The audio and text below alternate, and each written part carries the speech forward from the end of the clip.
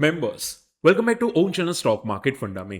अब देखो, आज डेफिनेटली मार्केट बहुत तगड़ा गिरा। रीजन ये था कि यूएस ने क्लियर कट बोल दिया ट्रम्प ने कि भाई सीज फायर नहीं होगा, ये सीज फायर का वायोलेशन है, और ईरान ने वायोलेशन किया है, और उसकी वजह से सीज फायर की जो डील थी 60 डेज की वो खत्म हो चुकी है। और ये जैसे स्टेटमेंट आए ना ट्वीट पे, मार्केट स्ट्रांगली गिरा।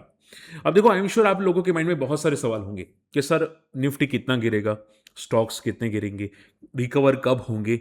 ये सब मैं आज के वीडियो में बताऊंगा। बट देखो, आपसे एक रिक्वेस्ट है, पहले तो चैनल को फर्स्ट टाइम विजिट करें, सब्सक्राइब कर देना, क्योंकि मेरी जैसी इंफॉर्मेशन मार्केट में कोई नहीं बताता। दूसरी बात कि पैनिक मत करना, मैं जो आपको बताने वाला हूं बहुत सारी चीजें हैं, डिटेल में बताऊंगा जो आपके काम आएगी। ठीक है। अब सबसे पहली बात ध्यान से सुनना। आप पूछे कि सर मार्केट कितना गिरेगा। देखो, मार्केट पहले जितना गिरा था उतना तो नहीं गिरेगा, थोड़ा गिरेगा डेफिनेटली, क्योंकि अभी एक ब्रेकआउट था निफ्टी का, जो ब्रेकआउट फेल हो चुका है, तो थोड़ा बहुत मार्केट गिरेगा, बट ज्यादा नहीं गिरेगा।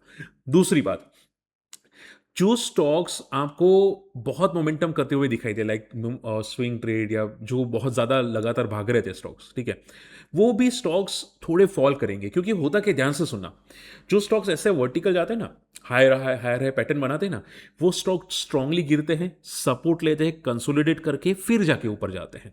तो ऐसा मत समझना कि वो स्टॉक कल के कल रिकवर हो जाएंगे।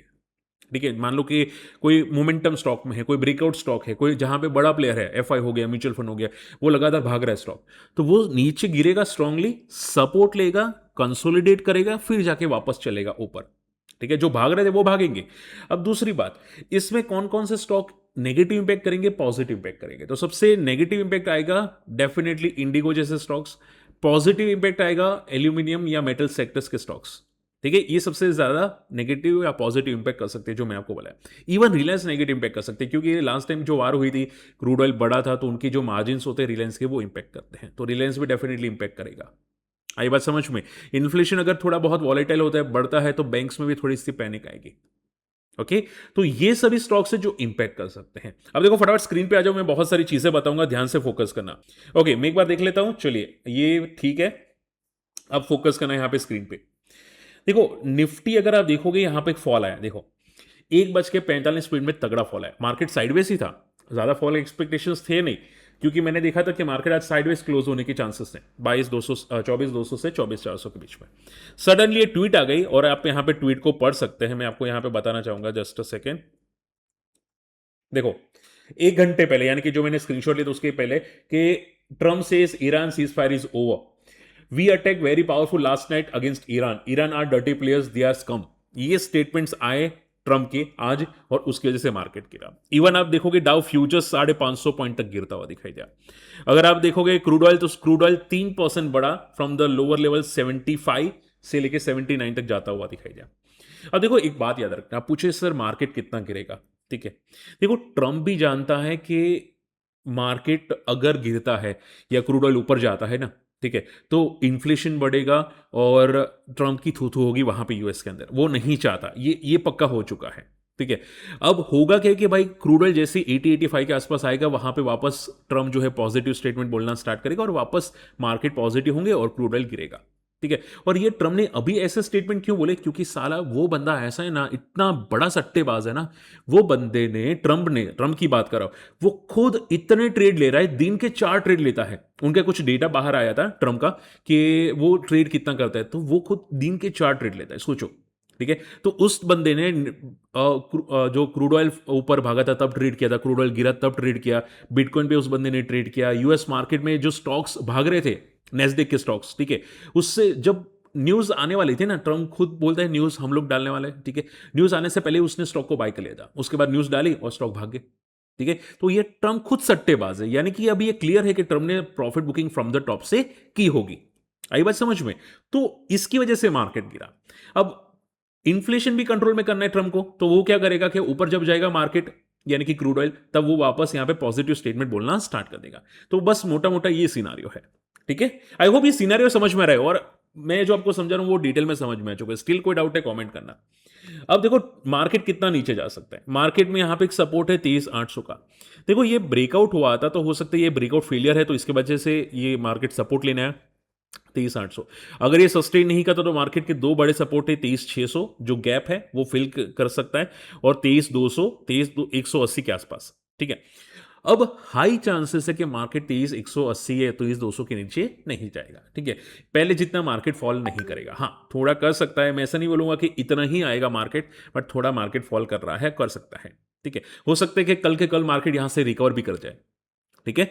But moral of the story क्या है कि ट्रम्प खुद मैनिपुलेट कर रहा है मार्केट को, ठीक है। बट आपको घबराना नहीं है, वो बंदा बहुत ही टेढ़ा बंदा है, बट आपको नहीं घबराना है, ठीक है। वो मार्केट को ज्यादा क्रैश नहीं करवाएगा, उसको रेपुटेशन बहुत है और वो खुद बंदा बायर है, ठीक है, वो सेलर बंदा नहीं है ज्यादा। तो टेंशन लेने की जरूरत आप लोगों को बिल्कुल भी नहीं है, ठीक है।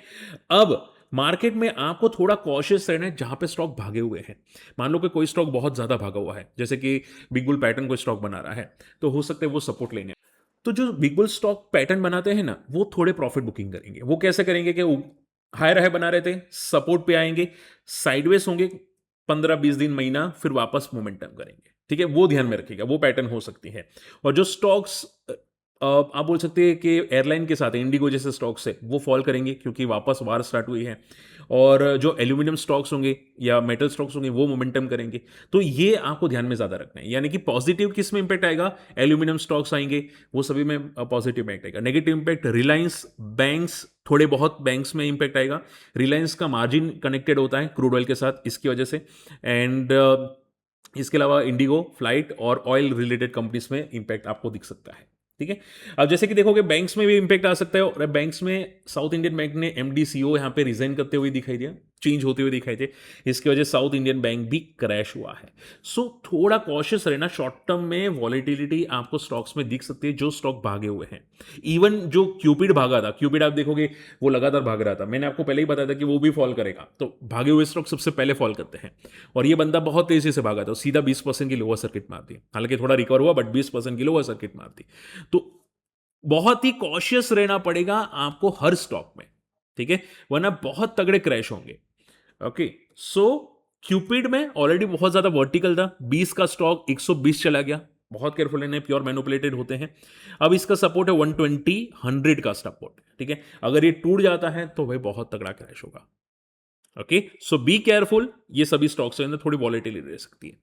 नेक पैकेजिंग 11% भागा आज, लिस्टिंग था, ठीक है। स्टॉक में उसमें भी केयरफुल है ना, क्योंकि लिस्टिंग के बाद थोड़ा प्रॉफिट बुकिंग सभी स्टॉक करते हैं, वैसे भी वीक मार्केट है, ठीक है। इंडिगो आपको बता दिया था कि इंडिगो में भी एक फॉल आपको दिख सकता है।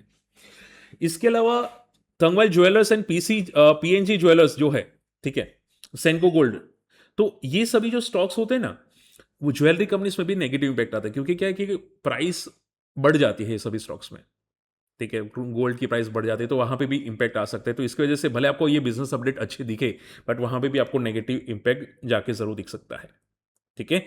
और आज जियोफिन भी ज्यादातर तगड़ा क्रैश हुआ था, ठीक है। तो आप ये समझ के चलो ज्यादातर फाइनेंशियल स्टॉक्स में प्रॉफिट बुकिंग तगड़ी आ सकती है, और जियोफिन जो स्टॉक है वो ऑलमोस्ट एक सपोर्ट के आसपास है। देखो यहाँ पे एक सपोर्ट है अराउंड 200 का, जैसे ही वो टूटता है और तगड़ा क्रैश होगा। सो बी केयरफुल, जियोफिन का पैटर्न लोअर फॉलिंग पैटर्न बहुत तगड़ा वाला है, आप यहाँ पे देखोगे बहुत तगड़ा फॉलिंग पैटर्न है, और अगर ये ब्रेक होता है तो और तगड़ा क्रैश होने के चांसेस है, ठीक है। साउथ इंडियन बैंक में भी आप थोड़ा कॉशियस रहना, क्योंकि साउथ इंडियन बैंक में टॉप पे रेजिस्टेंस है 46 से 50 का, और नीचे सपोर्ट है 40 का, तो ये सभी सपोर्ट लेने आ सकते हैं। रही बात गोल्ड में सर कितना मोमेंटम आएगा, तो गोल्ड में इन आप देखोगे $4,000 पे गोल्ड है। गोल्ड में हालांकि थोड़ा फॉल आया है, बट अगर गोल्ड पुल बैक कर रहा है, हालांकि इसमें चांसेस कम है पुल बैक के, ठीक है, क्योंकि पता नहीं नेगेटिव न्यूज का भी डेफिनेटली इसने नेगेटिव इम्पैक्ट लिया है। तो गोल्ड का सपोर्ट है $4,000, अगर इस बार टूटा तो सीधा $3,800 पे आएगा गोल्ड, ठीक है। यानी कि अगर इंडियन मार्केट में 1,40,000 ब्रेक हुआ तो सीधा 1,20,000। Okay, same like silver, silver में यहाँ पे सपोर्ट है अराउंड $55 का, अगर वो टूटता है तो और तगड़ा क्रैश आएगा $50 के आसपास का, ठीक है। चलिए, होप आज का वीडियो पसंद है, वीडियो शेयर करना, चैनल सब्सक्राइब कर लेना, और फ्री टेलीग्राम में नहीं जाके ज्वाइन कर लेना, और डेली वीडियोस देखना, बहुत सारी चीजें आपको सिखाऊंगा जो वहां पे काम आएगी। बट शॉर्ट एंड सिंपल में घबराना मत, मार्केट थोड़ा फॉल करेगा, बट टेम्पररी फॉल है, ट्रम्प जानता है। उल्टा आप मार्केट में म्यूचुअल फंड में एवरेज कर सकते हैं, बट अभी नहीं, मैं आपको अपडेट कर दूंगा, आप फ्री टेलीग्राम चैनल को ज्वाइन कर सकते हैं, ठीक है। मिलते अगले वीडियो में, बाय।